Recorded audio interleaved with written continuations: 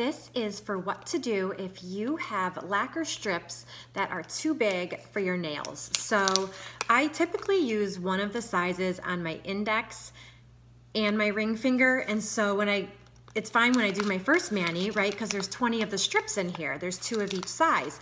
But when it comes down to doing a second manicure from them, right? Because you want to get the most from your stuff, I'm like, oh no, what should I do? So I am going to show you a trick. If you can't cut them with scissors, and you can try to cut them with your manicure scissors. So I'm going to try to put this one, which is obviously too big for my index finger on. But what I want to show you is, yes, you can use scissors and cut it down. Some of them are thicker than others, so it will be harder.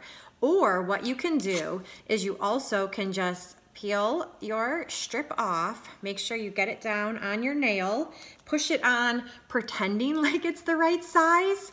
So I have this one on, and you can see that's way too big, right? So actually what I do first is put that on, and then I will file my extra off, still knowing that it's way too big on the sides for me. But I make sure that I like how the end looks. So again, look, way too big.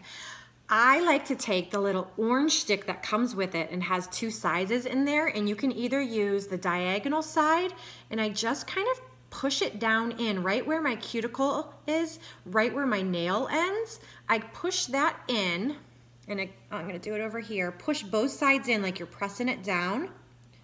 So now it's just like a little bit indented. See that? And then I take the sharp side and carefully poke it, kind of like when you carve a pumpkin and you poke it before you cut it. I poke and just kind of pull a tiny little bit, and that gets the extra off. And so on this side, just poke it with the pointy end, and then just kind of use that as your guide to pull that part off. This side looks great. You can see that side looks great. That side's a little uneven there. So just use either side, whatever works better for you, and just I kind of use it to scrape the extra off and make it look good. And that's how I can get any size to fit on my nail.